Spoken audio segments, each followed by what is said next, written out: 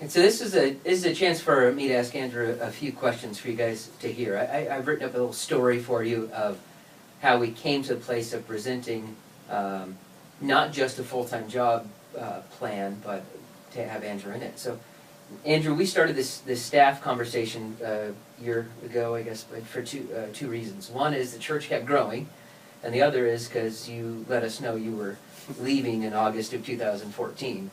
And at that point, a little bit of panic ensued, right? That you were going on for your master's degree. But something changed in you in the last, 6 months or so, that you decided you wanted to stay. I mean, tell us about that a little bit. Yeah. Well, I've always felt a strong calling to this church, these people, and to my ministry here since I was a teenager and I started getting involved with worship and other things.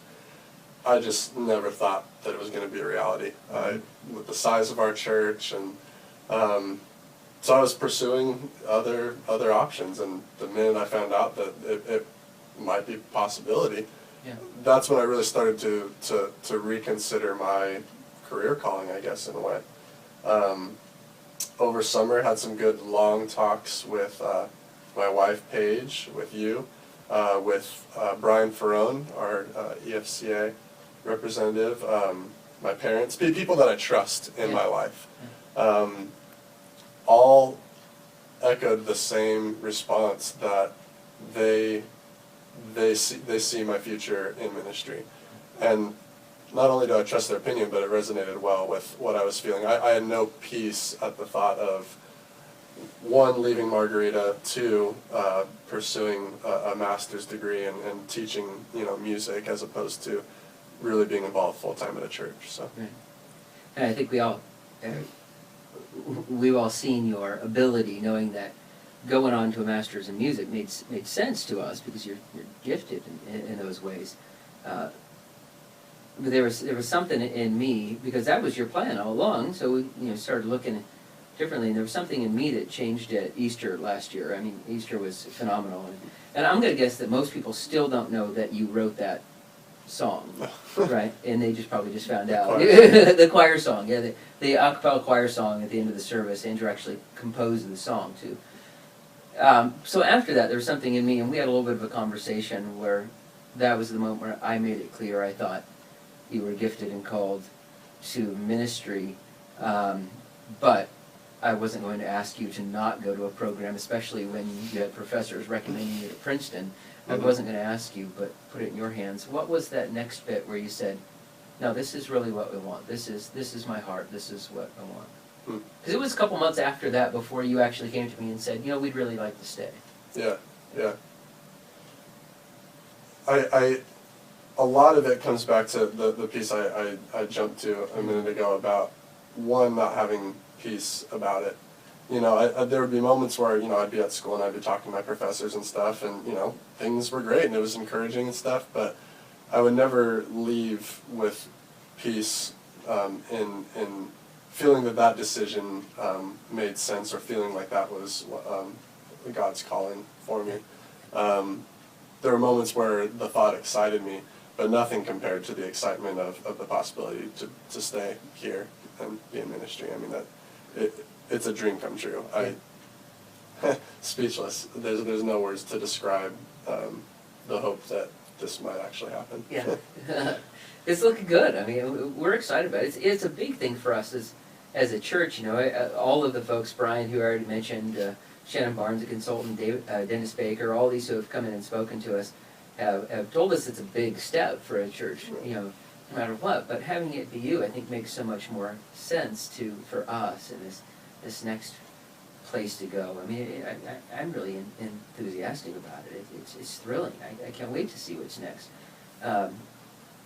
Already, I mean, since we've started talking about it, there's been somewhat a change in you, even of stepping into these things even more than you were before. But actually, I was going to ask you a little bit earlier. How old were you when you started leading worship? I eased into it. I started in a youth band when I was 13, 14. It was when our Sunday morning worship leaders left when I was about 16, 17 that I actually started leading Yeah. the band with my guitar on Saturday morning. Yeah. So 16, 17, you're Yeah. how old now? I'm 24. Okay. Yeah. So that's a long, slow process. Yeah. So when I got here 5 years ago, you were leading, and it was what, a year or so later that we started paying you 10 hours, and then 2 years now it's been 20 hours. Is that about right? That sounds about right. Yeah.